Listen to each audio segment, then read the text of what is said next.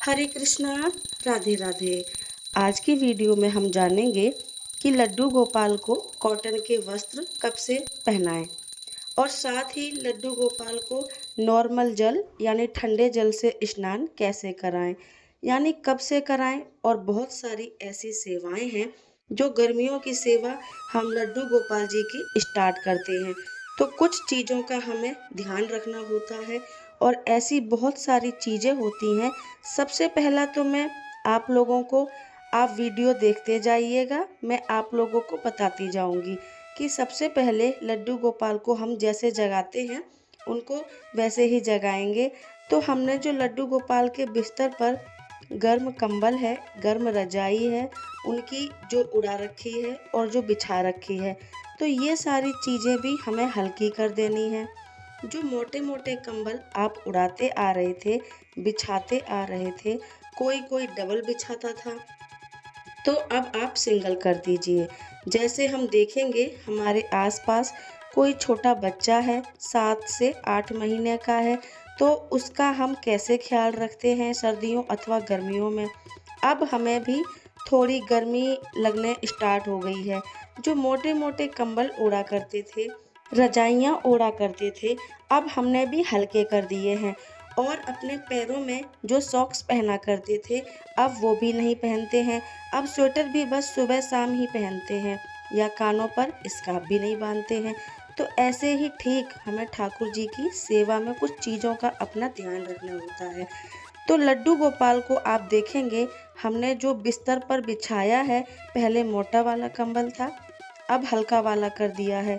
और सिर्फ अब लड्डू गोपाल को क्या करेंगे, कुछ दिनों तक हमें लड्डू गोपाल को अभी और उड़ाना है और बिछाना भी है गर्म वाला। फिर हम क्या करेंगे, एक कॉटन की बेडशीट बिछाएंगे और ओढ़ने के लिए एक चादर देंगे ठाकुर जी को। उसके बाद जब हम ठाकुर जी को स्नान कराएंगे तो हल्का वाला स्वेटर पहना सकते हैं।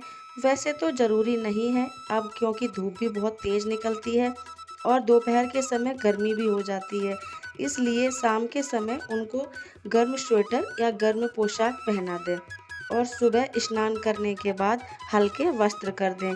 मैंने लड्डू गोपाल के गर्म वाले कैप हैं वो भी रख दिए हैं, अब नहीं पहनाऊंगी। अब मैंने जो सिंपल वाले मुकुट होते हैं ना, वो वाले मैं ठाकुर जी को लगाऊंगी।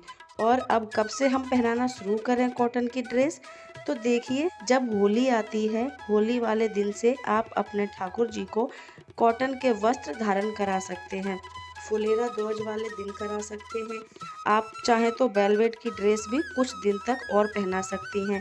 और होली वाले दिन से ही आप लड्डू गोपाल के बेड पर कॉटन की बेडशीट बिछा सकते हैं और उनको हल्की सी चादर उड़ा सकते हैं, यानी हल्का कोई कंबल उड़ा सकते हैं।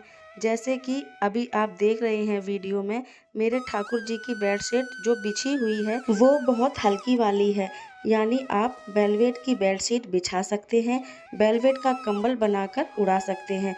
और गर्म गर्म अधिक चीज़ों का हमें ठाकुर जी को ना तो अब भोग लगाना है, ना ही गर्म पानी या गर्म दूध का भोग लगाना है। और अब तो होली आने वाली है, तो होली की वीडियोज भी ठाकुर जी की बहुत जल्द ही आएगी। फुलेरा ध्वज पर फूलों की होली हम ठाकुर जी के साथ कैसे खेलें और होली की तैयारियां कैसे करें, और साथ ही नॉर्मल जल से आप ठाकुर जी को स्नान कराना स्टार्ट भी कर सकते हैं। और कुछ लोगों के कमेंट ये आने लगे हैं कि दीदी हमारे यहाँ तो जैसे कहीं कहीं पे ऐसा होता है, गर्मी अधिक होती है, कहीं कहीं पर सर्दियाँ होती हैं, तो वो लोग कैसे अपने ठाकुर जी की सेवा करेंगे।